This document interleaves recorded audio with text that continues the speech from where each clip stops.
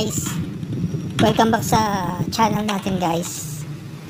Ngayon guys, tuturuan ko kayo ng best strategy na alam ko kasi ako si OC player ako, TH11 ata nung iniwan ko siya.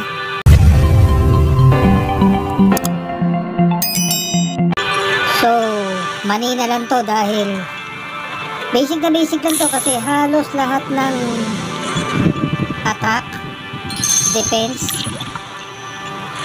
halos game mechanics nito ay pares na pares sa COC. Ang pagkakaiba lang nito yung pangalan ng troops tsaka yung mga pangalan ng defense niya, pero sabi ko nga, the same ang tactic, the same ang strategy nito. So kung COC player ka, madali na sa'yo. Sa umpisa, hindi mo kailangang ito ngayon pala ang base ko, headquarters 4 pa level 5 na to, HK5 to maya or bukas. Ang strategy ko kasi guys, storage, dalawang storage pinatataas ko para yung sa capacity. Ngayon capacity ko 325 na. For the last 6 days na nilalaro ko to, HK4, nakaka 1 star lang sila sa akin dito, or minsan sablay pa. Wala pa nakaka 3 star sa akin dito sa ganitong design. Kung gusto nyo ng ganitong design, okay lang to. Ayan guys, yan ang pinaka best strategy ko pa na pwede ko ipakita sa inyo. Ito ngayon guys, strategy ko for looting. Ito, pakikita ko sa inyo. Ang gamit ko guys, ito sa umpisa, pwede ka naman gumamit ng puro striker lang. Striker lang muna, yan. So, umpisa kasi 20, 40, hanggang papanik ka ng 60. 20 muna, tapos magiging 25, hanggang magiging 30. Striker lang muna, striker. Tapos, pag nakaangat-angat ka na kaya mo nang bumili ng maramihan itong marine na Archer Queen, kung tawagin ko to, okay yan. Tapos, dalihin mo kaagad to, itong hero na to, kasi dagdag din yan. Tapos, i-level para sa umpisa, pedestal lang ang mabibili mo. Tapos pag inangat mo ng level 2,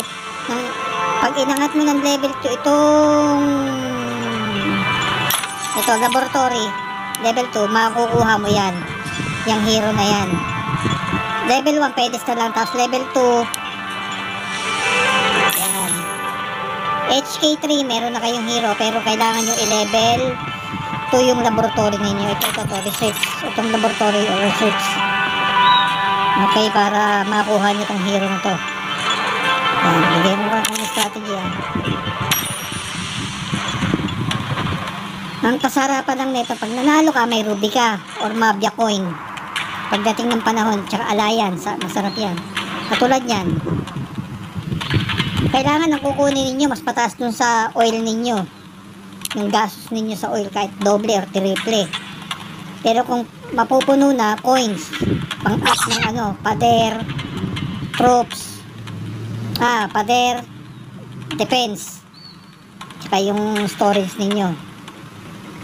Ngayon, ang tinatarget ko yung pag maglulot kayo, ang unahin ninyo storage, yung collector lang muna, kasi minsan hindi na nakukolekta yan collector lang, collector. So, umpisa, kahit wala mo na star, huwag ka muna mag-star pag kaya mo na. Pag naka-level HQ2 ka, pwede na yan. HQ2, kayang-kaya mo na yan.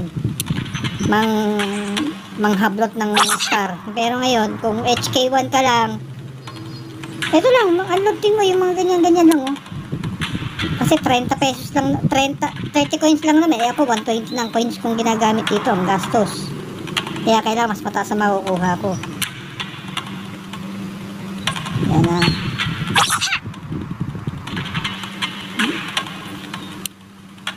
Kung kalat yung storage, huwag nyo muna i-deploy lahat yung yung striker ninyo. Naghahanap tayo na medyo magandang loot para makita ninyo. Tapos tsaka nyo pasukin yung HQ kung kaya. Katulad yan, mababa pa rin, 7,000 lang. Kahit mga 15, 12 yan, kakanain mo na yan. Tulad yan, 29, 17. Tingnan nyo ha. Drop muna hero. Yung Marines. Kalat yung Marines. Paunahin nyo Marines. Meron kayo.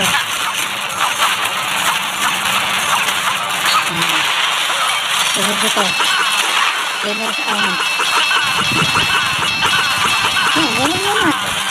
Pag pinabot sa kanila kayo mag-drop ulit. Ano to? 3 star to. Ano to to?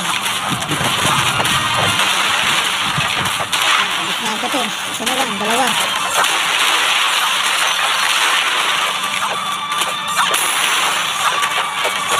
Kasi ang paborito ng striker kahit ano eh.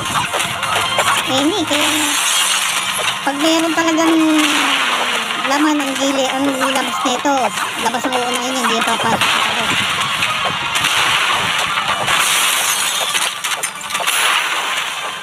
Star. May ruby na yan, kasakalit. Yan. Natira pa akong 23. Kaya pa akong buhay. Yes. Yan ang tamang paglulot guys. Striker ang gamit. Kailangan bumili ng masyadong mamahaling pang-loot. Maglulot lang kayo eh. Striker ta, gamitin nyo, tsaka Marine. Striker at Marine lang ang best. Pero pag yung talaga makipagbakbaka na kayo, digmaan na kayo, at may mga yan, pag medyo makapal-kapal ang pader, pwede nyo nang gamitin itong gorilla na to, itong brute. Tsaka itong pader, ito pampader nila to, yan, ang pampader. Nakita nyo yan? Boom cart. Pampader yan. So, hopefully guys, may natutunan kayo sa strategy ko or defense na tinuturo sa inyo. So, muli, this is Kapitan Minero saying paalam and maraming salamat.